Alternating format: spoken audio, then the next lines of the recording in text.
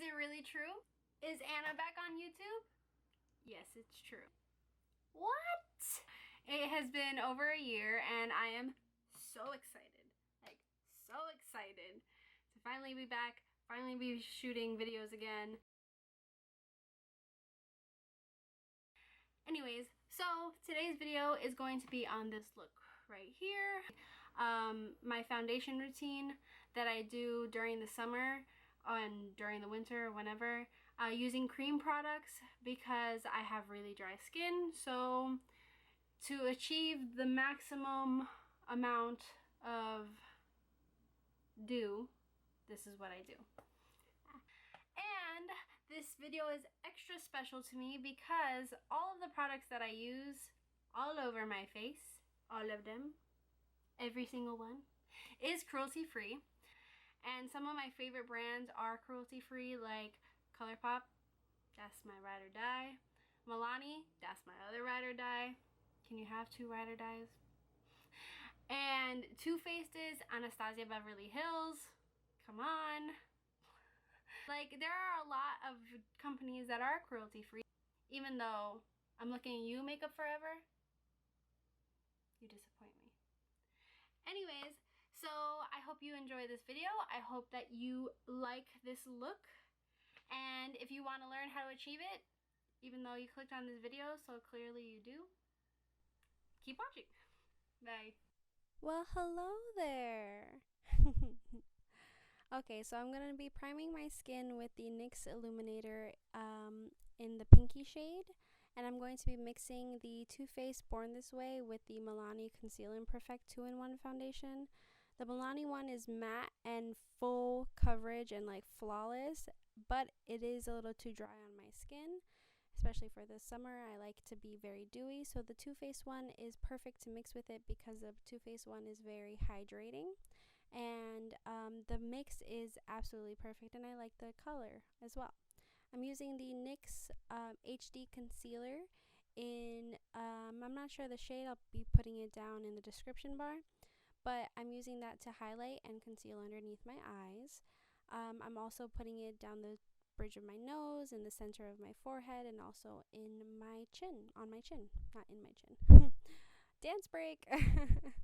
But I'm going to be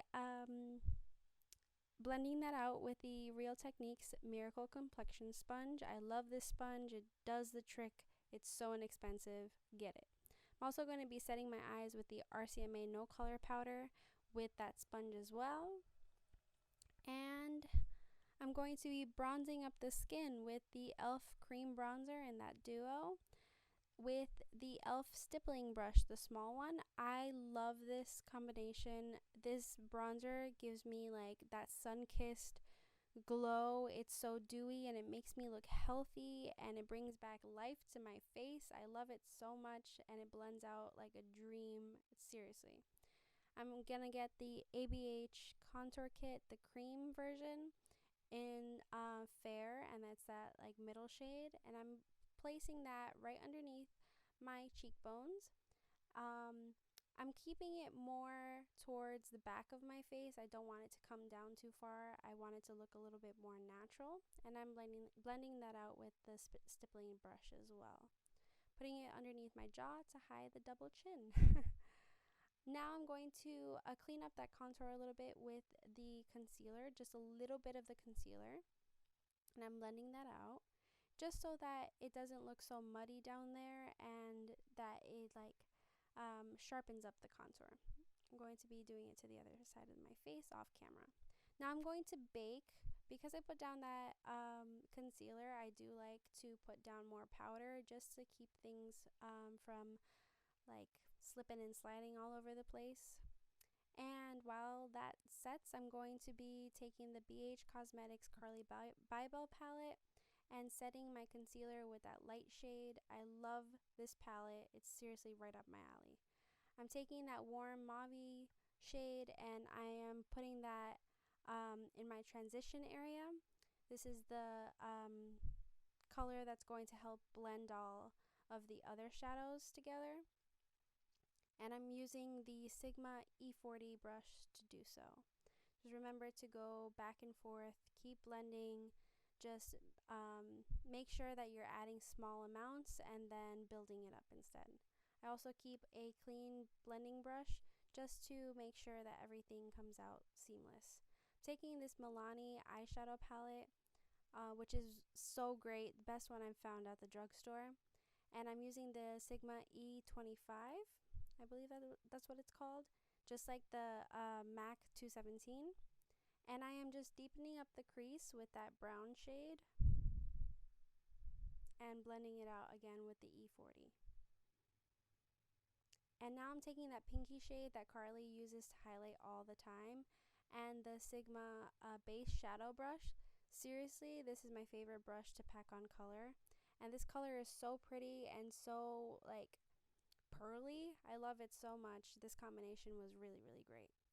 Now I'm taking that chocolatey color in that same Milani palette, and I'm just deepening up the outer V. I'm creating an outer V really, just so that it emphasizes my eye shape and hides away the hood of my eye, because I do have hooded eyelids.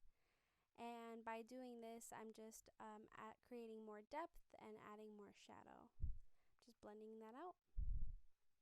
Now I'm just dampening my brush and just adding a little bit more of that shadow just so that it's a little bit more intense.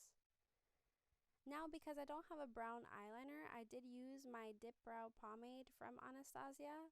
I really didn't, I think I underestimated this product because I didn't think that it was going to come out that good.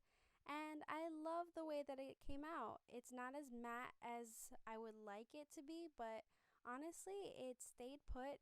It didn't really like flake off or budge or anything like that, and it actually created a wing really nicely. Like I was pleasantly surprised. Look at it. It looks really nice, and it's not as harsh as black.